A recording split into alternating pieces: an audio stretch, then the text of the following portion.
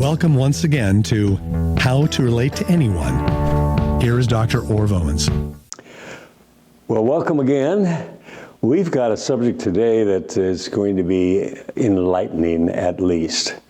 I think you're going to find this being one of the most valuable of the lessons we offer in this subject of authority, because it's an authority that you use every day and you have over the years, but maybe have never labeled it. So because you've never labeled it, you can't use it at will. You use it more by accident or by habitual behavior. You've found that if you do this, this, and this works for you. We're labeling it today. And because we label it, you can use it whenever it's necessary and whenever it should be used. We're talking about authority by recognition. Giving recognition to a subordinate that allows them to take the floor, so to speak, to assume authority and tell us what they know, give us their knowledge, their experience, what they found works, what they found doesn't work. We want both sides of that story because we're trying to be productive, and so to be highly productive, we want to get as much feedback from as many people as possible. Well, if John has been on the job for a lot of years, and this situation we're in right now is something he has dealt with before, I want John to step forward and tell us what he learned and how they got through this problem and solved the difficulties with this situation. It's called giving authority of recognition to an individual who is it's not a formal authority, it's an informal authority on a given subject at a given time. Might be a minute and a half, it might be 20 minutes. Whatever it takes to allow that person who has knowledge that the rest of us do not have experience, hands-on experience that the rest of us do not have. As a leader, you're required to maximize utilization of your people. And if I can, as a leader, can take a person who has expertise in this area and get them in front of everybody and say, tell us what you do in this given situation.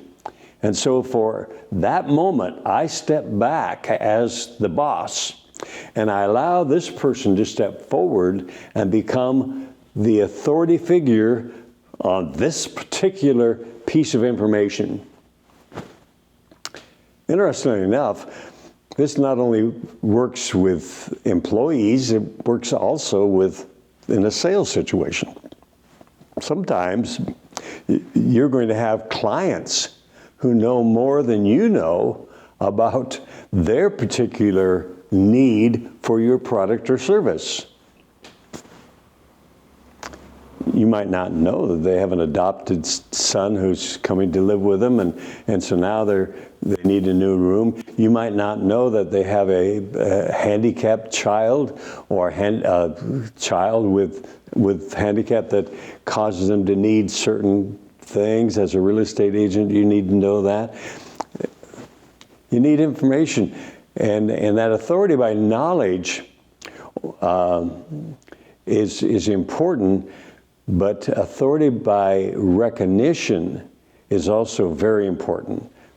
Recognize that you need feedback from that prospect. You know, a salesperson, because they're asking questions rather than making statements, will create and generate a lot of feedback. And you need to listen to what people say, but hear why they're saying it. When a person says, well, I'm not sure that's going to work for us, what are they really saying?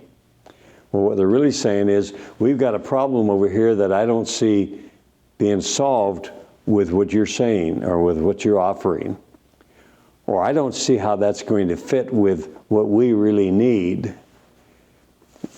That feedback should give you a way to go around that and ask more questions, and the questions will open the mind and give you a way to get through to building value in your product or service based upon that need. That all of a sudden that thing that they're questioning becomes a reason to buy if you can make it happen. But you have to read their hesitancy. What is the hesitancy? What is the fear? What are they telling you that you need to know so you can direct your presentation into value building in the area that they're most concerned? This is playing to a organization's strength when you can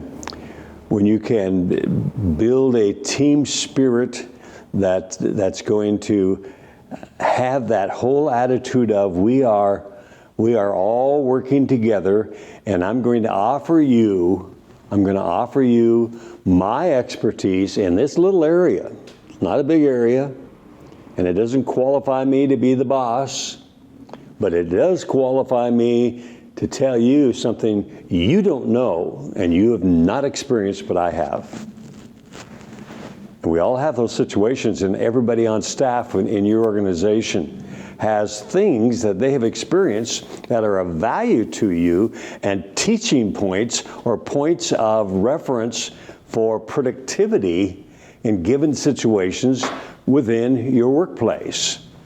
And you, as a leader and as a manager, you want to maximize using the knowledge that is vested in your organization, in the people in your organization. Remember, they've been around for a while and they've had successes and failures and hard knocks and things they've worked through, and maybe some education that you've never had, some training that you've never even knew existed.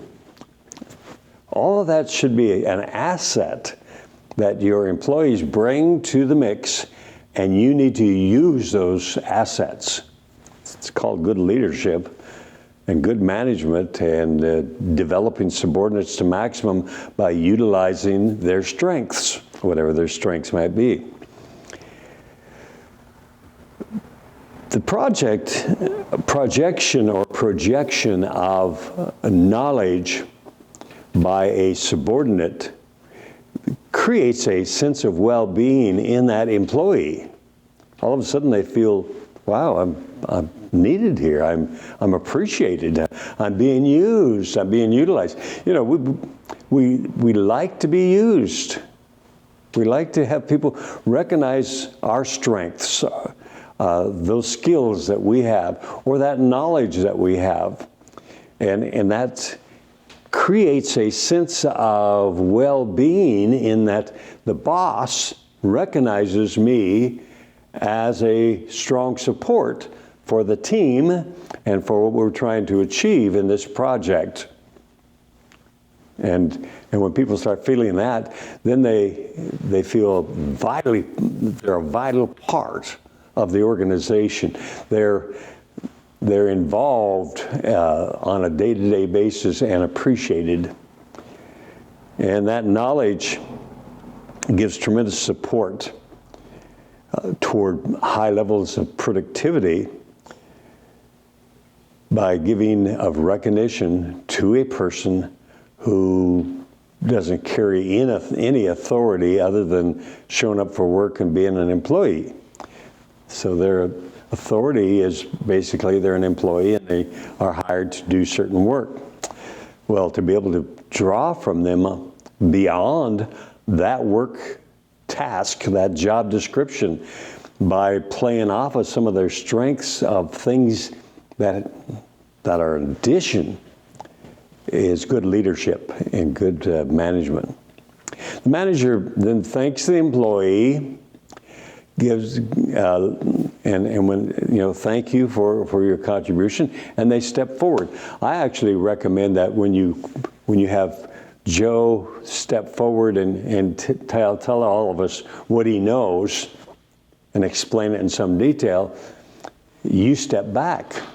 The stepping back says, Joe now has the floor. Joe now has authority by recognition. We recognize Joe as an authority on this piece of information. When Joe's through telling his story, then you step forward and say, thank you, Joe, for that contribution. That really helps us a lot. And you give recognition to Joe for the job well done. Now, the two things happen to that. It reinforces in Joe's mind that he is appreciated on the job. And we like to be appreciated in the job. Makes going to work a lot easier when you feel you're being appreciated. But other people in that room are going to start saying, well, if Joe can step forward with that knowledge, maybe I can give a little bit of knowledge also. And now we start getting the whole team offering their knowledge, their experience, their findings. And it just creates a great strength within that organization because we have contribution and creativity coming from every angle based upon all the people not afraid to open their mouth and say, well, here's something you might think about, or here's something I experienced once. We're looking for that. So when you step forward, Joe steps back. And now we have physically created a reversal back to you have now assumed authority back and you're back in charge. And you thank Joe for his contribution. Isn't it great to have people on staff who know what the rest of us don't know that we can play off of so we can be productive, not waste time making mistakes? All of that's good stuff. So we appreciate knowledge. All of you have knowledge that I would like to use.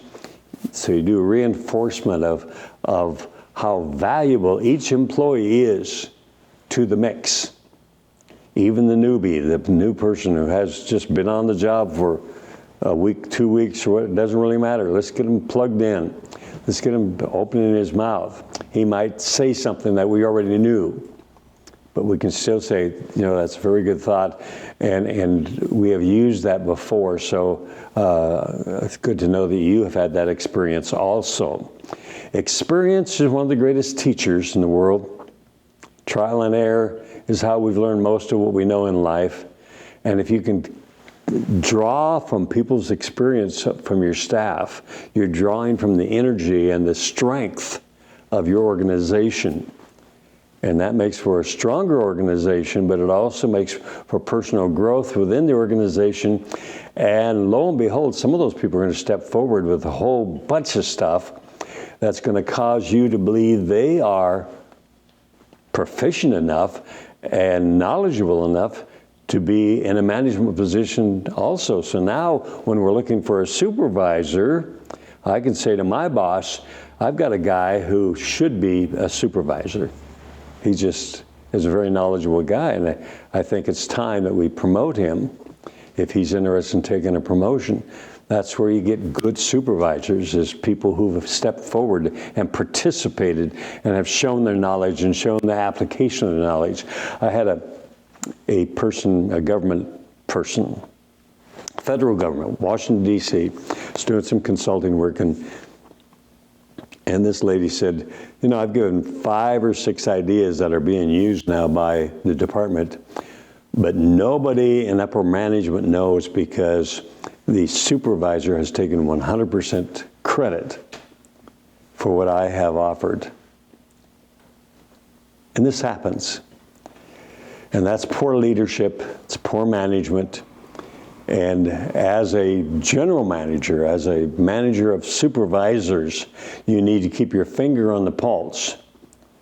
When somebody comes with an idea, I'm going to ask, where did the idea come from? Was that your idea or one of your employees? Well, Mary said a couple things and Joe chipped in, and so, we need to give a little recognition to those people who are supporting you in achieving your goal of productivity, and help the supervisor understand it's vitally important that you give credit where credit is due, because we're building an organization and we are building leadership on all levels. We want leaders on all levels, including the employee level. And the best way to build leadership is you give recognition to a leader who has stepped forward, like Joe, who just gave us this great idea.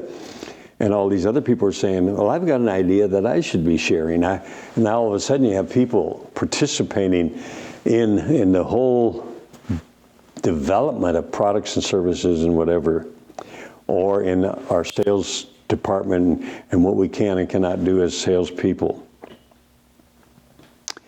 Many situations arise in business that creates a need for a solution, and so now you're doing exploration. We all are doing it all the time.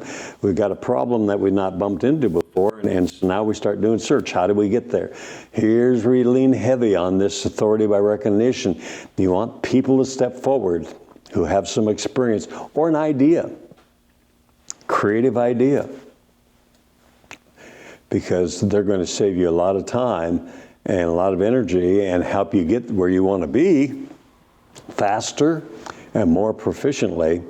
And that's a plus. It creates some good feeling in the staff, and because they feel that we have achieved this goal. We have built this, whatever it is. We have created this.